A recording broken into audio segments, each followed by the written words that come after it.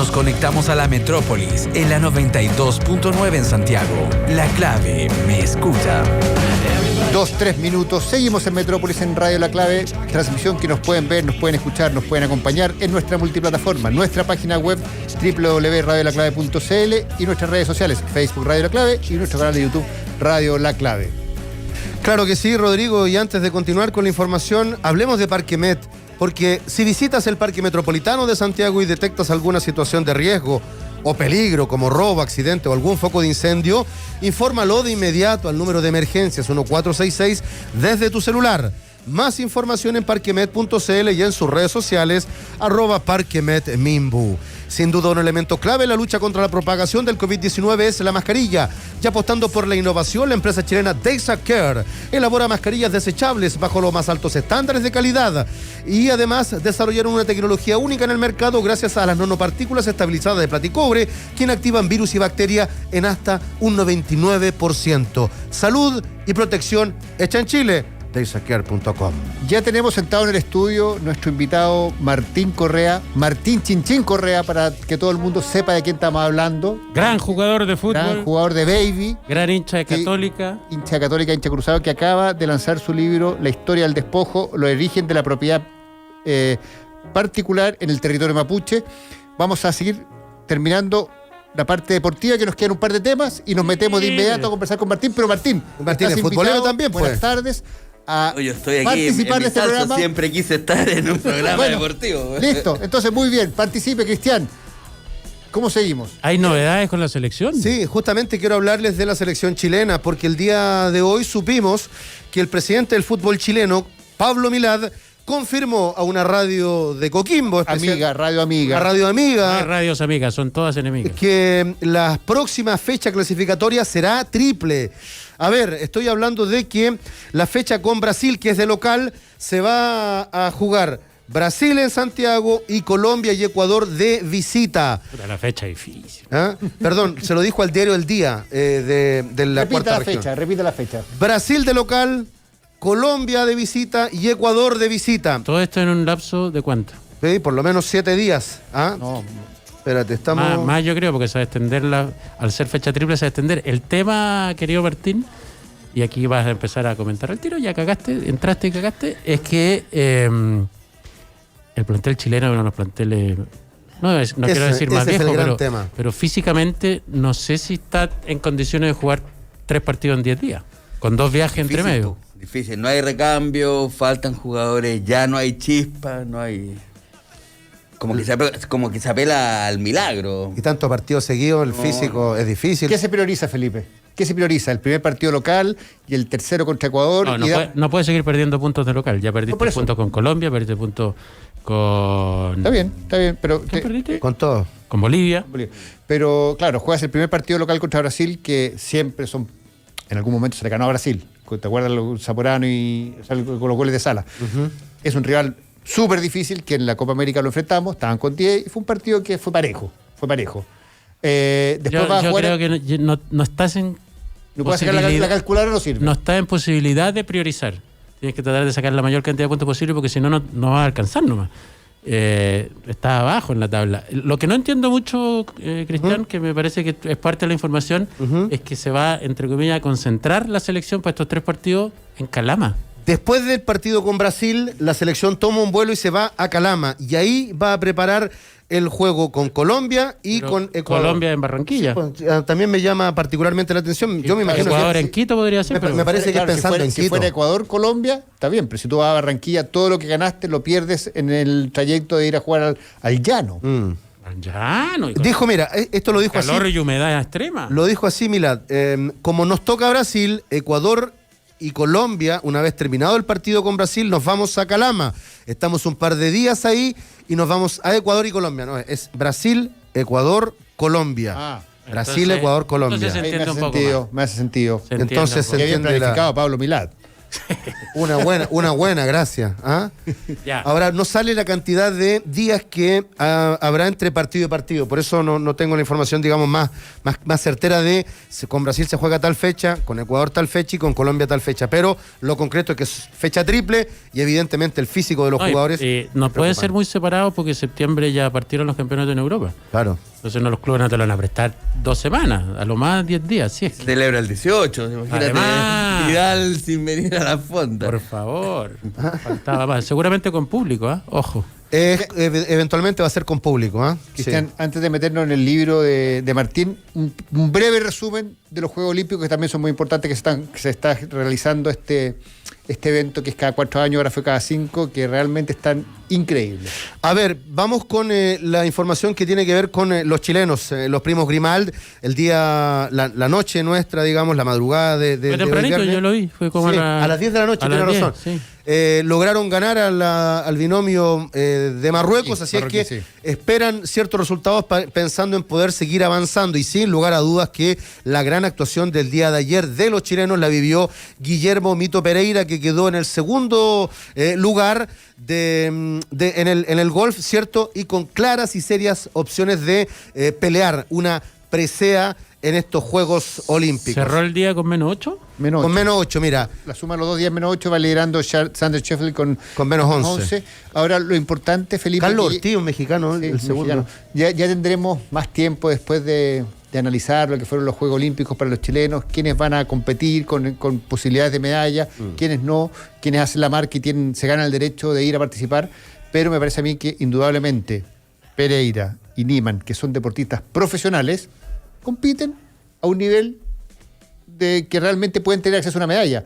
Lamentablemente, el resto de los deportistas en Chile, por una deuda histórica del Estado de Chile hacia el deporte, que no tienen financiamiento, claro que ya vamos a Propósito de meter en deudas eso. históricas. Ya vamos a hablar de deuda histórica. Ya nos vamos a A meter en deuda propósito. histórica, una deuda más chiquitita, pero con el deporte. Sí. Es definitivamente, o sea, los deportistas chilenos son amateur, o sea, Crystal Courage, que participó en 5 Juegos Olímpicos, que tenía una beca, Los fondos y todo fondos, esto. pero que no le alcanzaba, para pagar los pasajes, Claro. y la mitad del coach no le alcanza. Si hoy día el deporte no tomamos conciencia que es profesional y que para que un deporte sea profesional necesita de infraestructura, pero más que infraestructura necesita materia gris. Materia gris, lo que hemos dicho siempre, Felipe. Los entrenadores son los que pueden dar un salto cualitativo en los deportistas. Y cuando hablo de entrenadores, hablo más que entrenadores de equipos multidisciplinarios. Coach, preparador físico, masoterapeuta, traumatólogo, psicólogo deportivo. Si no tengamos la tranquilidad y no soñemos con tener medallas olímpicas con deportistas que no son profesionales. O sea, los únicos deportistas del último tiempo que han sacado medallas son los tenistas que eran tenistas profesionales, que tuvieron una buena semana, que tenían entrega, que tenían un entorno que les permitía competir. Hoy día pasa algo parecido, no son tenistas, sino que son golfistas, porque son golfistas que si tienen una buena semana pueden competir. Es la dura realidad de nuestro fútbol. Y la medalla, anterior a esa, fue la selección sub-23, que eran futbolistas profesionales. Entonces, si no queremos hacer Algo ese te análisis, indica eso. No, Rodrigo. Me gustó tu análisis. Tu radiografía Me gustó verdaderamente es. es una deuda. Es triste, ¿no? Es duro, Claro. es más que triste, es un baño de realidad. Que para mí son. lindo No, pero concepto. deja que me dé pena, po, hombre. Que para mí solamente Lindo concepto. para mí solamente llega a ratificar una deuda histórica con el deporte, pero aquí tenemos una deuda histórica mucho más grande, ¿o no, Martín Correa? Bueno, está la deuda histórica del Estado chileno con el pueblo mapuche. Espéreme un segundo, señor. Espéreme un segundo porque... Pero porque dejemos usted- a Felipe. Usted es amigo nuestro, pero la gente que está escuchando y viendo a lo mejor no lo conoce tanto como nosotros. Martín Correa Cabrera, aquí presente a mucha honra, nacido en... Es historiador de la Universidad Católica de Chile y doctor de Antropología de la Universidad Católica del Norte y tiene una amplísima trayectoria académica y una trayectoria de vida, diría yo, focalizada en el tema que expresa, relata, resume, analiza en su nuevo libro, porque no es el primero, este es recién su nuevo libro. Territorios Huilliches en Chiloé, el 94, fue el primero. Las tierras Huilliches de San Juan de la Costa, el 96, el segundo. Uno se está dando cuenta que hay una historia detrás de qué es lo que se publica y por qué se publica. Territorio y comunidades pehuenches del Alto Biobío, el 96, la reforma agraria y las tierras mapuches, el 2010. Las razones del Ilcún Memoria, Despojo y Criminalización en el Territorio Mapuche de Malleco. En el 2011, premio Mejor Libro del Año, en categoría de ensayo del Consejo Nacional del Libro y la Lectura. Si el Cerro Chihuahue hablara, premio Mejor Obra Literaria del año 2014, ya lleva 2 premios Concurso de Escritura de Memoria, categoría inédita, Consejo Nacional del Libro. Y el libro que se publica ahora en coedición de Seibo y Pehuen, que se llama La Historia del Despojo, y que trae Martín en la foto algo que resume bastante bien de qué vamos a hablar, que es un... No sé cuándo esta foto será como... 1880, 1890, un mapuche en un cepo. En un cepo, con cara como de... ¿Qué chucha pasó aquí? Que diría yo que es un poco lo que nos preguntamos todos. No tan académicamente. No tan académicamente, pero el 2021. Y esto parte de la lógica de que aquí hubo, literalmente, como dice el título del libro, Exacto. un despojo. ¿Qué se entiende en este caso por un despojo? A ver, bueno, muchas gracias por la invitación. No, por Debo favor. nombrar a Seibo y a Pehuen, que son los editores de este libro. Pero por que- supuesto. ¿Quiénes hacen posible que esto Y esté que en la librería? han sido muy generosos, se la han jugado, o sea, me entregaron una cantidad de libros para que yo pueda entregar a las comunidades mapuches, cosa que no hacen las otras editoriales. Te entregan 5 o 6, aquí una buena cantidad, porque básicamente son los depositarios reales del trabajo que uno ha hecho. Y volviendo a lo nuestro, al despojo, porque el despojo tiene... es una palabra que va más allá del simple robo, de la usurpación, que es usurpación. Pero el despojo además tiene la latencia de que te falta. Por tanto, mientras no lo recuperas, no estás completo. Al Pero buscar... despojado, Hay una ilusión. Exactamente. Hay una ilusión de recuperar. O sea, hay ni siquiera un leitmotiv, o sea, hacia allá vamos, desde que las tierras son usurpadas. Y la historia de este libro, ¿nos metemos Sí, por Métase, supuesto. métase. Sí, a la sí, sí, cancha? sí. Y la historia de este libro es básicamente el resultado de... Me han preguntado, ¿cuánto te demoraste en escribir este libro? Y en Martín, realidad, ¿cuánto te demoraste en escribir este libro? me he demorado menos de lo que parece. Este es un libro que se empezó a fraguar, decirse, con el trabajo que hice con Raúl Molina, con la Nancy Yáñez, la negra Yáñez, una abogada muy prestigiosa. El año 90, como tú leíste en la mini biografía, trabajando en Chiloé, con las comunidades huilliches, después con el Alto Biobío, después en Osorno, después en Malleco, después en Cautín, de ahí me fui a trabajar para el norte. Para ahí un segundo porque hay algo que me da siempre vuelta y te escuchaba el otro día en la red, en esa muy buena entrevista de madrugada con Fuente. Fue polémica. ¿Es fácil o muy complejo encontrar material para poder hacer esto en términos de... Porque la tesis tuya está refrendada por más de algún registro, más de algún Mira, lo que papel, pasa más es de alguna que, historia. A ver, el trabajo que hago yo, que he hecho yo de historia, es la documentación de la usurpación. Ya. Ujú. Y por tanto, la legitimidad de la demanda, más que la legalidad de los papeles dan para mucho. Y si vamos más allá, de la esclavitud, el apartheid fue legal. O sea, no por legal es legítimo. Es válido. No, Exacto. Y bueno. obvio.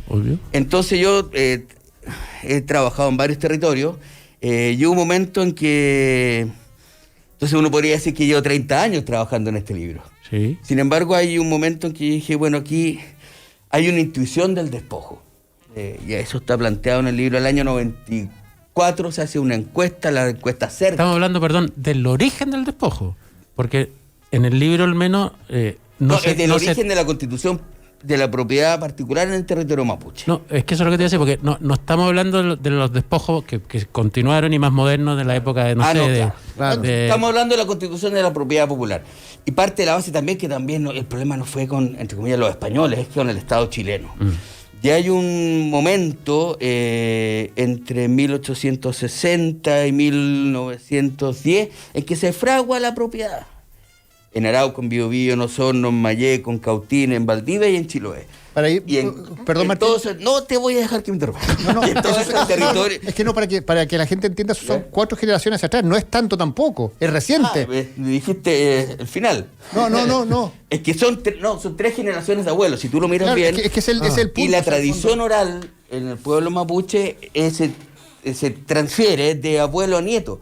Por tanto, lo que sucede hoy día, la militarización de hoy día, etcétera, es lo que le ocurrió al abuelo que te lo cuenta, a su abuelo y al abuelo de su abuelo. Por eso, Ayer para un pueblo con memoria. es muy fresco, es muy fresca la información. Claro, pero el pueblo, la sociedad chilena, yo me acuerdo cuando fue el aniversario, la conmemoración del recuerdo del golpe, había mucha gente que decía, ya está bueno que dejemos de hablar de historia, eso pasó hace 40 años. No más. Aquí estamos hablando de un pueblo con memoria. ¿Sí? Y de una historia y de una memoria historia que no que es la que además- se cuenta normalmente, Que que una nosotros historia que crecimos escuchando otra. Claro, entonces a eso iba, que por ejemplo ahí se plantea en el libro del año 94, se hace la primera, una encuesta CERC, que dice el 78, el 80% de los encuestados en Santiago dice que las tierras mapuches fueron robadas.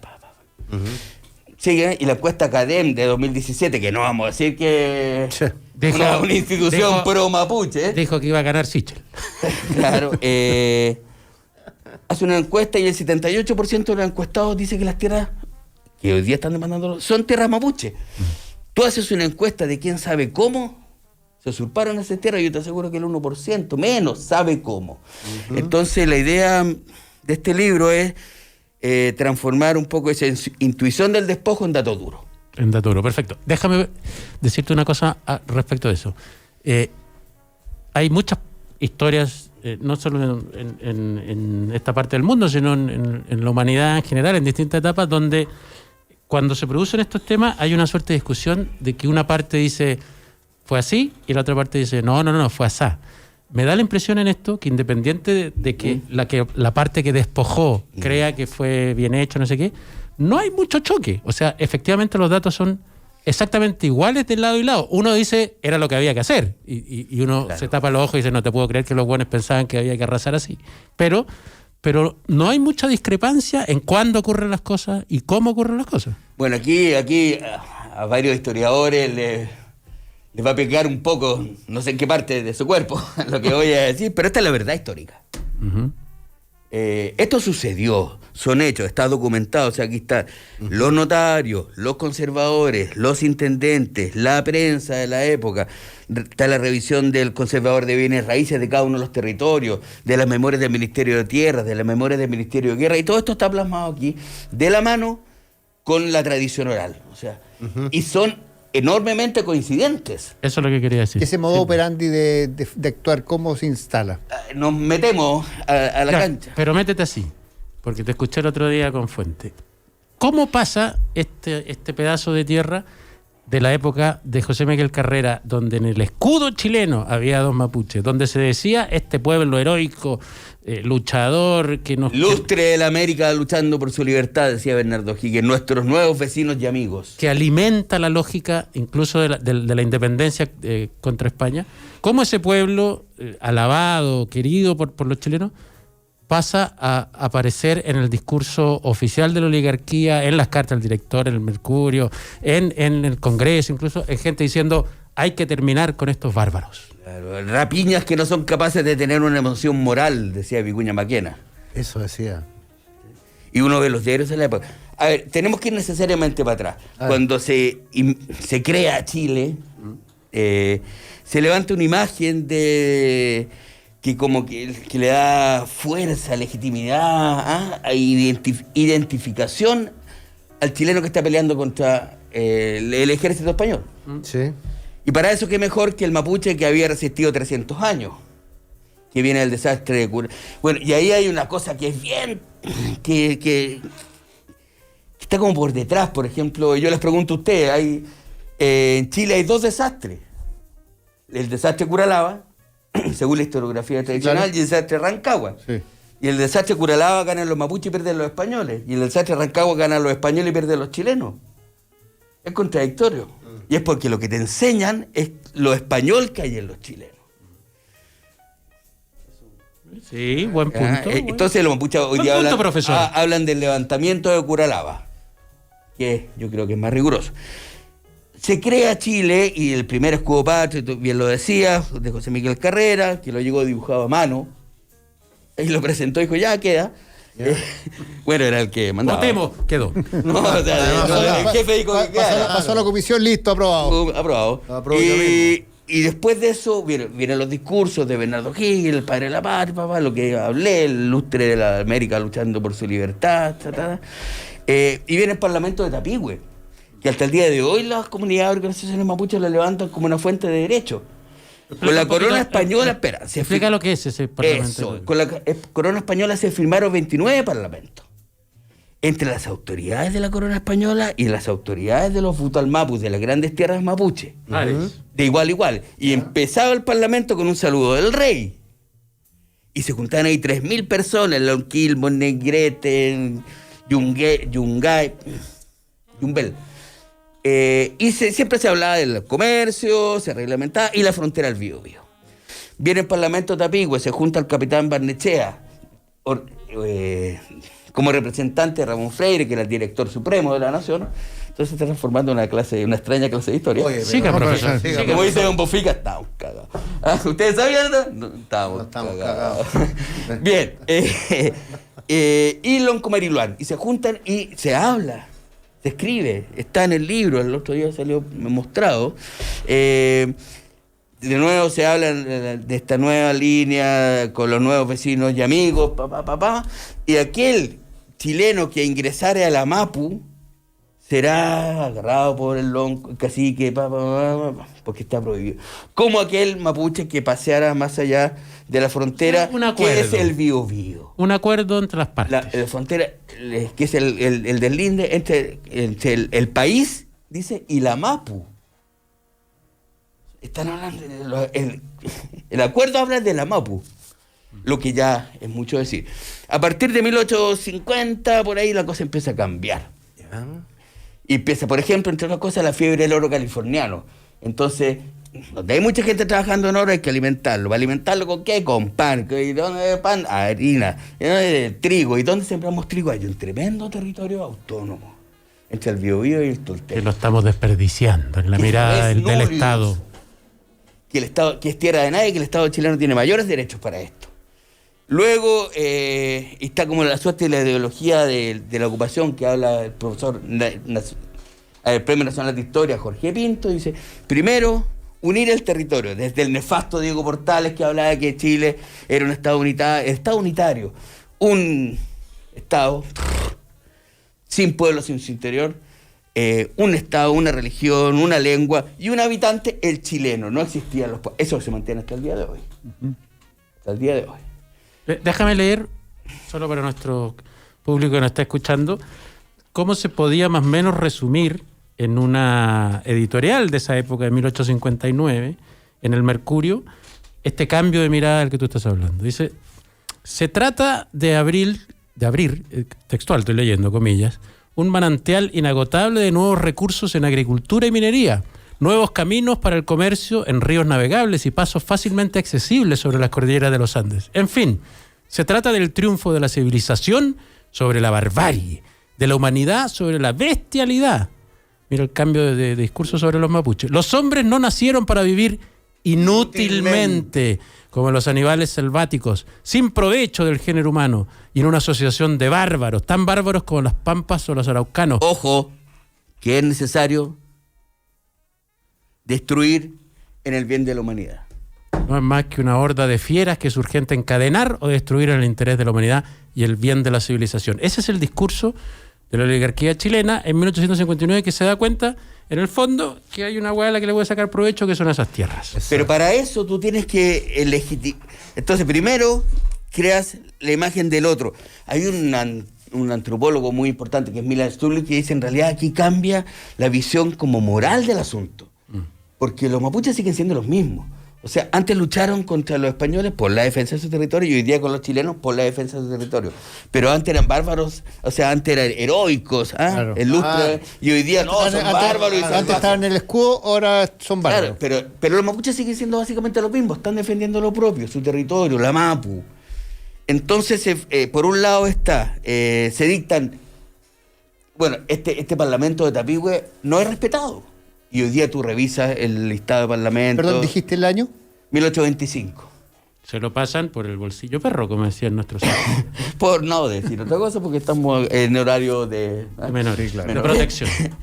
Y el decreto de ley de 1854, que ya se nombra aquí este territorio indígena, en 1856 territorio de colonización. Entonces se empieza a ocupar esto. ¿Para qué? Y la prensa funciona para meter en la cabecita de todos los chilenos que es necesario ocupar este territorio. Y en eso no ha cambiado nada el Mercurio de entonces al Mercurio actual. La bestialidad, la bestialidad en ese territorio que es más o menos el mismo discurso ahora. Es la prensa que está aquí puesta, tú la puedes haberla puesto hoy día en el Mercurio. No han cambiado. Y para esto se necesita ocupar militarmente este territorio. Que ahora es territorio de colonización. Y el Parlamento de Taipihue nunca fue derogado. Hay un dato, Martín, que si yo fuera juez diría, no hay más preguntas en este caso. No, pero todas las ciudades que se construyeron a partir de ese proceso, a ese proceso, nacieron siendo fuertes. Efectivamente, o sea, a medida que primero llega, cruza la cordillera Nahuel Buta, desde Arauco, ahí confunden una serie de fortines, porque el plan de Saavedra es fundar fuertes. Cornelio Saavedra. Cornelio. Fundar fuerte, hacer líneas de fuerte en los ríos, luego avanzar e ir hijuelando el territorio. Hijuelando, explícalo un poco más. Haciendo parcelas de 500 hectáreas. Y quien lo hijuelaba era nunca había ponderado, Teodoro Smith. Todos estos personajes tienen nombres de ciudades, de pueblos, de calles, estatuas, etc. Martín, vamos a ir a una pausa, vamos a tomar apunte y volvemos en Metrópolis. Esto va a terminar con una prueba para ustedes. Sí, vamos a tomar apunte, profesor, y volvemos no de inmediato. De listo tampoco. Volvemos de inmediato con la historia del despojo. Martín Chinchín Correa. Vamos y volvemos. En la hora de almuerzo, seguimos acompañando tu jornada con Metrópolis Central, 92.9 FM en Santiago. La clave me escucha.